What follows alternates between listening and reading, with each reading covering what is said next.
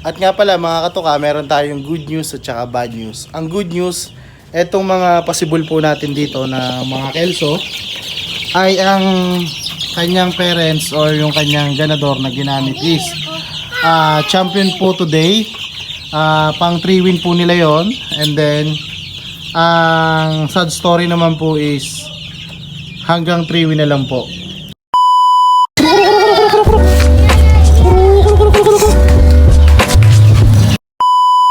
At so yun mga katuka, good evening. So update lang tayo dahil nga ay nagpurga tayo nung nakaraan. And then yun nga, dahil ang mga manok naman natin ay naka-pre-con, so tayo ay nag-flashing na din.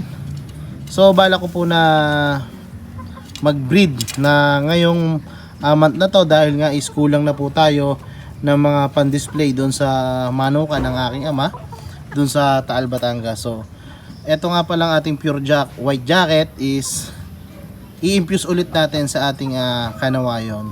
So dahil eto po kasi yung nag-produce ng 13 wins and 1 loss. So yun yung laging naipipicture ni Bilas. So ito po yung mother. So ito po yung mga kapatid nun, yung mga bagong possible. Ito po ay nakabanded ng early bird, pero 4 lang po sila kasi nga po is hindi po tayo nakapag-breed ng maayos kasi tumigil po that time yung itlogan dahil medyo mainit. Sobrang init po, na-stress yung mga inahin. So hindi ko na po ipinush maigi yung kanilang pag-iitlog. So yun nga, papakita ko po sa inyo yung ating kanawayon. At yun mga katuka, ito po yung kanawayon na ating gagamitin. So yan, ito po ay RRZN na-produce naman po ni Kuya Glenn Colona na may-ari ng S2Y Hatchery. So yan, ng Hatchery Game Farm.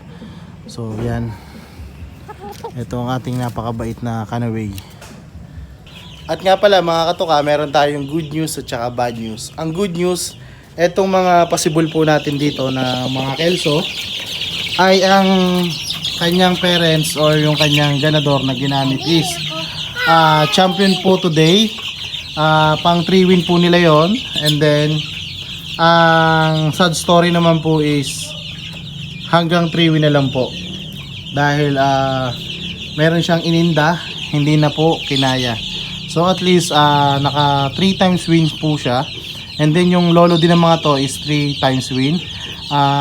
Ang video po ay baka bukas po natin i-upload sa ating ibang platform, and then ilalagay na lang po natin sa comment section para makita nyo. So ito po yung mga possible ng ating kelso, and then ang ating Gilmore sa white jacket at saka yung pure kelso na white. So yan, marami po tayo ditong variety ng mga CCO. So gutom pa rin ba sila? Ang dami-dami ng pagkain. So ito po yan.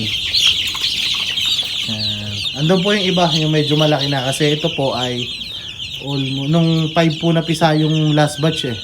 So every 9 days po yung kanilang pagitan. So yun, nandun 18 days naman po yung pagitan nung nandun sa last batch natin na napapisa. Ito po sila. Yan, nakakatuwa. Ang cute. At so yung mga katuka, ilalagay na lang natin sa comment section yung resulta ng exam na ginawa nila today. Yun nga, champion tayo.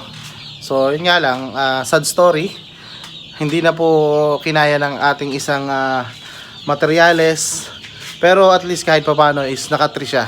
So yun nga, tatry natin na i-upload tomorrow dahil kinukuha ko lang yung video, and then ilalagay na lang natin sa comment section. Pero sana po wag pong mainip yung mga manonood dahil ganun po yung nagiging issue ko nung last sa aking mga page. So nagagalit sila pag hindi ko agad na i-upload. Hindi po tayo clickbait. So talaga lang po may mga reason kung bakit minsan hindi agad na i-upload. Katulad na minsan nagba-brownout, nawawala yung internet.